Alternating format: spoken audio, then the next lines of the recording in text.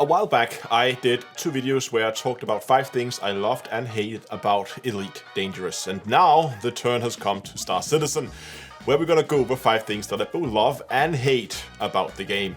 And in this video, we're gonna go over 5 things that I absolutely love about Star Citizen.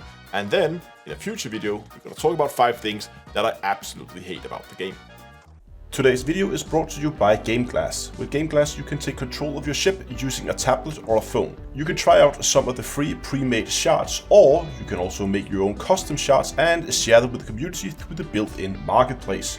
So gone are the days where you have no more rooms for all your key bindings. On top of that, GameGlass also supports other games like Elite Dangerous, so follow the link in the video description and try GameGlass for free. Use the offer code DTEA to get 5% off any purchase. And we're going to start the countdown of the 5 things that I love in Star Citizen with the graphics. There can be no doubt about that. Star Citizen is one of the prettiest games out there. Sure, it is difficult to run, but my god, it is pretty. I often find myself when I'm flying into landing zones and it just happens to be at a sunrise or at dawn, I just, stop for a second and just enjoy the view, because there is so many amazing views to have in this game. And I've had multiple play sessions where I've done nothing but just fly around and enjoy the different biomes and enjoy the different weather patterns and all that. It's just such a beautiful game, and with every update, CIG adds new things for us to go and take a look at, and new amazing vistas to go and enjoy. The second thing on my things I love about Star Citizen list is that almost perfect connection there is between the playing on foot and playing with spaceships. It's very clear that these two things have been thought of to purposely work together. It's the small things that I in the beginning would thought would be annoying, having to run in and out of a ship. I kind of enjoy it. I actually think it adds a lot to the feeling that you're not just land and then boop, you're inside the station. You can go, you can see your cargo in your cargo hold, you can grab it with a tractor beam, you can move the cargo around, and that extra connection between ship-based and on-foot gameplay just makes it such a unique gaming experience.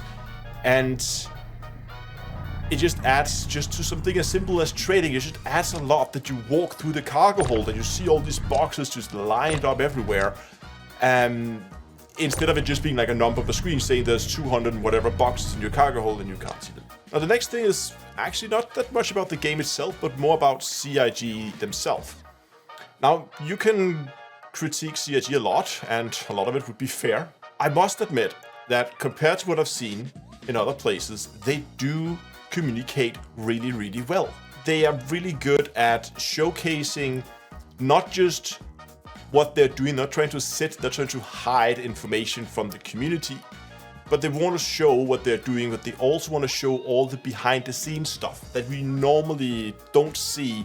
Usually you would see if they add a new feature, they would showcase that new feature.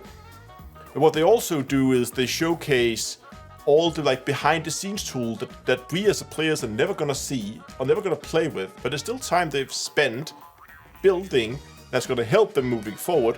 And I think it's really cool. From a tech nerd's perspective, I think it's super cool when they do these inside Star Citizens, where they get some of the developers in and they show us, see, we made this tool and we can now do ta-da, and it generated a river and we can sit and alter it. I think that's super cool to see.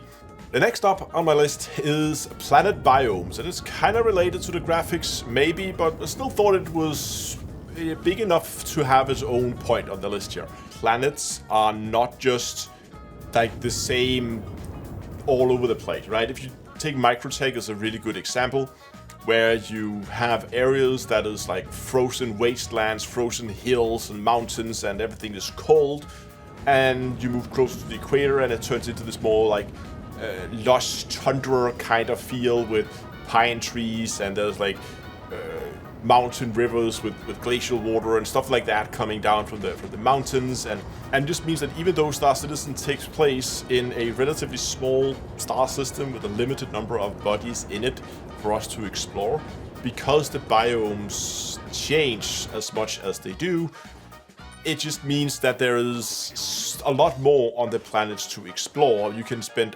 hours exploring each planet if you wish to do so. And if you haven't done it yet, I actually recommend you sometimes just try to get a fast ship and go for a ride around some of the planets or moons, and just to see what they have to offer. The last one on my list here might be a bit controversial, as it has also added some negative things to the game, but that is CRG's willingness to push the boundaries of what you're going to be able to do with a computer game.